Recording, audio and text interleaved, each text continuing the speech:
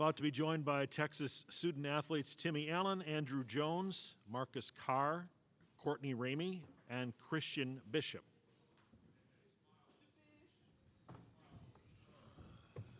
You guys look great today. No problem. All these beautiful people. What tough. Questions, please. Smile. Brian Davis, Austin American Statesman. Timmy, wanted to ask you about what's happening with your brother and how that's going. And Coach told us last night, apparently there's some discrepancy over who rightly owns the name Buckets. Hey, man. What's the story on that? First of all, it's great to see him rocking out. He's got an interesting story. A lot of people got a lot of things to say about him, but he's clearly showing that none of that means nothing. So it's great to see him hooping. The story is I was the original Timmy Buckets. It's been my Twitter handle since like 7th grade or something like that. And then he started going crazy and it just went to Teddy Buckets. So either or, but we both get to the basket for sure. Steve McGargy, Associated Press. First, just to follow up, when did your brother start doing the Buckets nickname? And also for Marcus, you've faced Purdue a number of times in the past. Any advantage in having that experience with them, or does it work both ways, I imagine, with Purdue having seen you before? They kind of always called him a bucket, but now it's Teddy Buckets. I don't even know, but it fits. Yeah, I've had some, great battles with Purdue and Coach Painter. They're a great team. Obviously, it's nice to know an opponent, but me playing them, that was last year and 2 years ago, and this is a whole new season. They're a great team. They do a lot of similar things, so I'm sure they're going to be breaking out their old scouting report on me, and as well as what I've done this year, and I'm going to try and help my team and the coaches with just some of their tendencies and stuff that they like to do in the past. Cedric Golden, Austin American Statesman. Christian, I know you're very familiar with guarding David McCormick, who's like 6'10", but you're going to be facing a mountain in Zach Edey, who's like 7'4". How big a challenge is that going to be for you? And also for Courtney, you've been adept at doubling down, dropping down, and helping out. How is that going to be a team collective for you guys to help out? Yeah, when you play against guys like that, you just got to give a little bit more effort, and so that's what I'm going to be doing. I'm going to do the same thing Christian said, just give a little bit more effort. Right here, Rocket Haverland, the exponent, Purdue exponent. Christian, just to follow up on that, they also have another center in Trevion Williams who can pass the ball as well as score inside. Does that, which is very different compared to guarding Edey, is that something you're also having to work on defending as well? Yeah, they got two post players that are very good, and so do we, so, yep. Timmy, Bob Ballou, CBS Austin, you seem a little more reserved than your brother. Is that a fair statement? And for the guys, do we not get to see the side of Timmy that's the more outgoing side? Courtney, give us a little of that. I wouldn't say reserved. I don't know. He's just a little bit more outspoken, but that's who he is. He like to have fun. Have you seen the interview after the game? That's exactly who he is all the time. But I don't know. I'm definitely a fun guy. Timmy has his own dance. Yeah. You guys should see it one day. Big fun guy over here. Big fun guy. Big fun guy. Big fun guy. Nick Moll, San Antonio Express News. Courtney, obviously y'all are, loose and confident and having fun right now. I know you came in with the thought that you could win this game and beat Virginia Tech in advance, but what is actually doing it do for your collective psyche as a team? Say the question What again? is actually coming in and actually getting that first round win do for your collective psyche as a team? The first game is always the hardest game, and then especially with a bunch of players who haven't won a game in the tournament, I think that kind of helped us out getting that win and a tough-fought win, and then preparing for Purdue and trying to get the win tomorrow. We just have to prepare the right way and just give it our all. It's going to be a great battle. We just want to win again. Jeff Howe, Horns 24/7, Courtney or Andrew, Marcus, whichever one of you guys wants to answer this. You guys have played some really good guards this year, Abaji, and you go down the list in the Big 12. What makes Jaden Ivey such a special player from what you guys have seen from the scouting report so far? Why don't we start with Courtney, and we'll go down to Andrew and Marcus down the line, please. Oh, I mean, he's a good player. He does a good job playing in transition. He's very athletic. Yeah, like Courtney said, he's a good player. He's really highly regarded right now. And we just got to do our best to just try to shut him down. Every time we get a good high caliber guard like that, it's personal to us. So we just want to go out there and do our job. Same thing they said. You know, he's a great player. Obviously, you've seen what he's done this year. We're just going to do our best, take what the coaches give us from the scouting report, try to execute it. Adam Rittenberg with ESPN. Timmy, just what's this week like for your family with both of you guys playing, and what would it mean to continue going on with both of you guys advancing in the tournament? I mean, it's special. Me and my brother think it's already written. Whatever happens, it's going to happen. But for me, it's so special to see him thrive because he done been through so much, and for him to see me hooping with Texas here in the tournament is special because it's my first time, and it's the first time we've both been together. So it's really fun for us. We're just soaking it all up, just trying to live another day.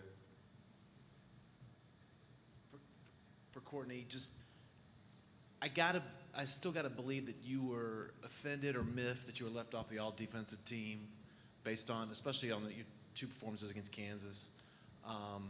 So, is that a fuel in your fire? Is that something that I'm sure your dad may be throwing it in your face, telling you, you got to go out there and prove them, or what? But just how much does that motivate you tomorrow? Being left off that team was a goal of mine to get at the beginning of the season, and then the other coaches didn't vote for me, so I took that personally. And then just going into tomorrow, I'm just going to execute the game plan, do the best I can, and just leave it at that. Thanks, guys. Appreciate it. Good luck tomorrow night. And we'll be joined by Texas head coach Chris Beard in a few moments.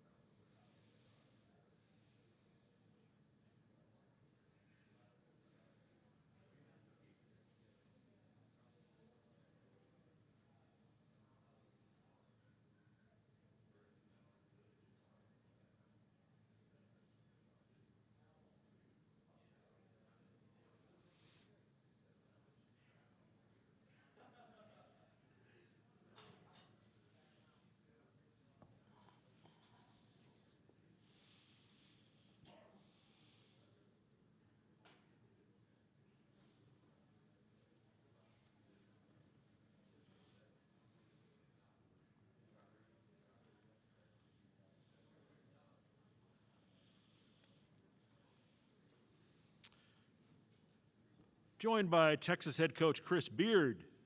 Questions, please.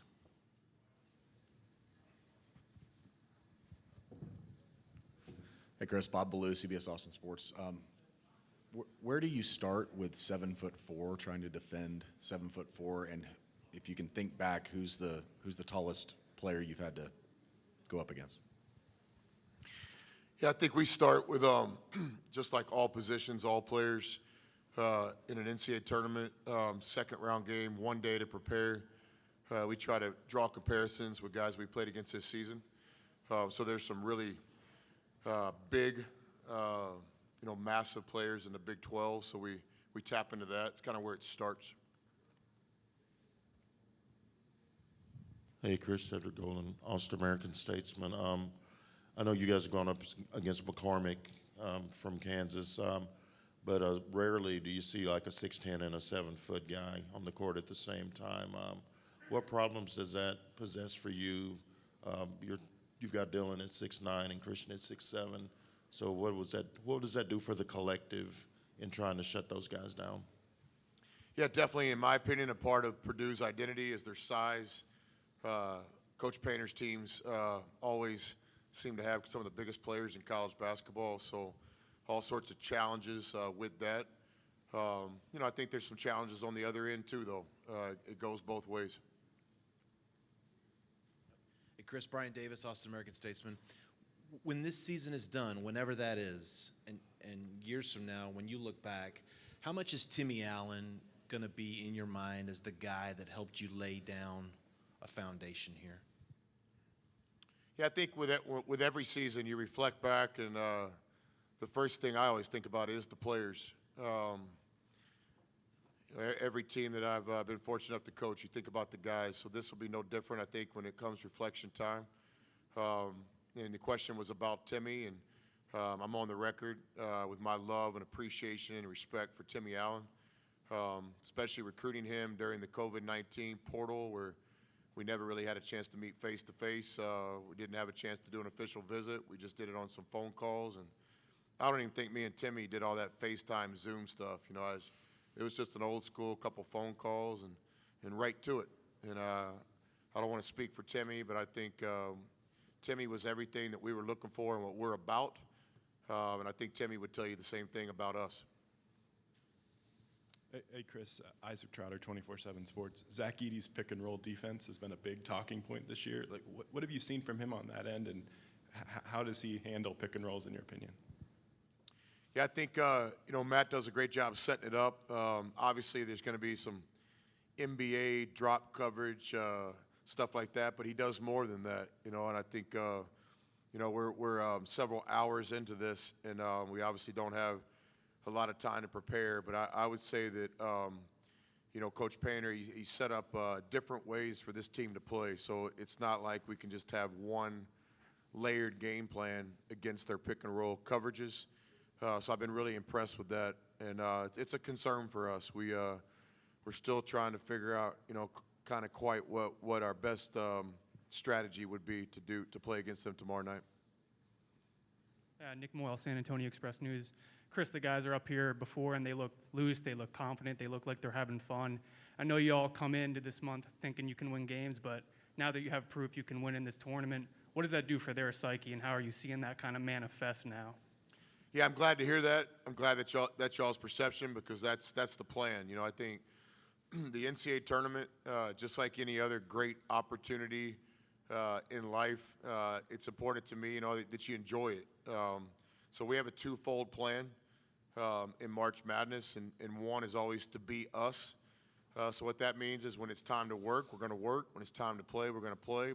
But when it's also time to enjoy ourselves, we're not going to act like we're in a funeral line here. We're in March Madness. We're one of 32 teams left in the tournament, and we want to enjoy it, whether that be a bus ride or pregame meal or press conference or evening snack.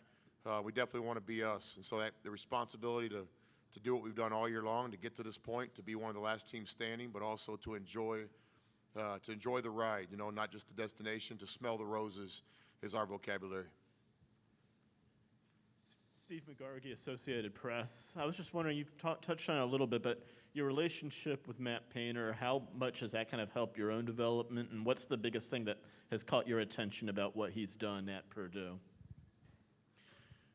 Yeah, Coach Painter and I kind of came up in the business at the same time. I had a lot of respect for him when he was an assistant at Purdue, working for one of the all-time greats. I had a similar experience working for Coach Knight, one of the all-time greats. It's great to see those two guys too, Coach Knight and Coach Katie, friends now. It's just awesome. When I see those pictures and tweets, it just makes me feel good. And so just watching Matt, how he handled himself as an assistant working for a Hall of Fame coach. I know his love of the university, his alma mater. And certainly what he did at Southern Illinois, if I'm not mistaken, it's just looking up to him. And the season he had there was special. And a lot of the things we did years ago at Little Rock were based on kind of what Matt and those guys did there. Then to see him get an opportunity quickly to go back to Purdue, to follow the shadows of a Hall of Famer, which is tough to do. He walks that line of showing respect for the past, but also putting his own stamp on a program perfectly, maybe never been executed better. And I know it's always been a big part of what we do. I feel like we do a great job showing respect to the places we've coached, including Texas. But we also want to put our stamp on a program, so Matt's done that. Our personal relationship, it means a lot to me. We're not quantity friends. I don't think we've ever vacationed together, and we don't talk every week, but he is one of my kind of mentors in coaching. I've reached out to him before on coaching moves, on recruiting, just on advice. I've had probably a dozen really meaningful conversations with Matt over the years, and he's somebody that I really listen to and respect. And like I told you guys, yesterday, I don't know if this is a good thing or bad thing, but Matt was my pathway to the ABA. Craig Way, Longhorn Radio Network. Given their far-flung locales, how rare is it to have all three daughters at one site, and how often does that get to happen? Yeah, those opportunities are coming less and less as the girls get older and do their own thing, but to have them all here today means a lot. Avery from New York, Ella came in from college, and then Margot skipping school again. Shout out to the public school districts out there allowing students to participate in March Madness. But March Madness has been great to all of us. I'm sure you guys feel the same way. It's a special thing, and I think there's a big family element in this. There really is. Certainly the teams that are families to this point have an advantage, and I think ours is one of them. Our team's connected right now. And so I think, a lot of teams, family on three, and, they don't mean it. When we say family, it really is a family. It's been really impressive, and one of my highlights of this first season at Texas, getting everything together as quickly as we have. We're playing the right way when it matters most. And we look forward to tomorrow night's game. It's going to be a great challenge. I think we'll have to play our best game of the season, period. We have no backup plan for that. We're not going to get through this one unless we're hitting on all cylinders. But that's what the NCAA tournament is. You got to play your best game at some point. And for us, that's definitely tomorrow night. Billy Witz with the New York Times. Chris, you've alluded to the quick turnaround. You have a really you have a large staff. I'm sure looking at tape of Purdue over the last week. But how does a quick turnaround impact kind of what you can give to your guys, and just make sure that they're it's not too much? Yeah, definitely a balance. It's one of the many things I learned when I spent some time with Alabama football with Coach and those guys. Just the idea that you've got all this information, but the decisions on what you give the players and when is really important. So we obviously are going to watch hours and hours and hours of film, and we got to get this thing down to 12 to 15-minute segments for the players. I'm a big believer in attention span, because I know I've got the same attention span. So we try to take hours and hours of information and get to the players in an efficient way. We draw back on experiences when we're fortunate enough to get to a second game here. In our league, from time to time, we'll play a Saturday, Monday game. So that's a one-day prep. So we remind the guys that we've been in this situation before. In the non-conference, we always like to put ourselves in different situations, a one-day prep, a two-day prep, and sometimes even a zero-day prep. Because for us, if we're going to try to win the conference tournament in Kansas City in the Big 12, you got to win back-to-back. We got to work on that a little bit. We haven't been very good at that. So we draw on experience, and then we spend a lot of time trying to be as efficient as we can. You know, I've got all sorts of great ideas, but I'm probably only going to have the chance to really get about 2 or 3 across to the players. Yeah, Chris, Adam Rittenberg with ESPN. You mentioned what Timmy's meant to you. What do you think this week is like for him and his family with his brother playing and everything that they've been through as a family? Yeah, it's been pretty cool. We had a lot of emotion watching Teddy play. You know, just watching Timmy enjoy that. Our whole team was fired up. We delayed a couple of our film sessions to keep watching Chris Janz's New Mexico State team and Teddy play. You know, you guys might have to check on that, but I think Timmy was the original bucket. It's my understanding, and Teddy took it. So, you know, I love Teddy, but I'm a Timmy guy. And so I shout out to Chris Jans there. The job he's doing at New Mexico State is special. And but it's a family affair in the NCAA tournament in a lot of ways. Also enjoying watching some of our former coaches, former assistant coaches that are still in the tournament. You know, Al Pinkins is coaching Florida right now on an interim basis and just won his first NIT game the other day. And pulling for Al and certainly Coach Adams and a lot of our guys are out there still playing. So a lot of family parts in this tournament. You know, you root for your guys and you feel bad for your guys when their time ends. Yeah, Chris, Dylan gave you all some good minutes yesterday, especially in the first half. And just given Purdue's size, he's probably going to have to give you all some good minutes tomorrow. So how important was it for you just to get him some substantial run in yesterday's game? Yeah, Dylan's been great. You know, I'm on the record there, and I'll state it again. What Dylan's done this season is very difficult to do. There's only a few people that could do it, and you got to be elite to be playing the way he's playing. Dylan had a major surgery. He had no summer off season, no weight room work, no fall practice. He starts practicing. He gets cleared to play only a certain amount of minutes. I remember playing a big Stanford team. He's out there playing with courage, doesn't have his legs under him. So he's just basically tried to get better and develop without an offseason, and he's doing great. A lot of his minutes right now are based on matchups, but certainly we all know where Dylan's future is going. In my opinion, he's a future NBA player. He can really help us in this tournament. He has. I think he'll be a big part of our game plan tomorrow. It's no secret. But I have a lot of respect for Dylan. While going through all this adversity, he's just stayed the course. He's been an unbelievable teammate. He's been poised. There's been no mood swings. He's a real pro, and I think this adversity is going to only make him stronger. I've viewed him from the day that we started talking to him on the phone in the recruiting process as one of the best players in college basketball. I still see him that way, and I think his time is coming. It could very well be tomorrow night, no doubt about it. Coach, thank you. Good luck tomorrow night. Thanks. We'll have Iowa State student athletes up next a little bit after 3. Thank you.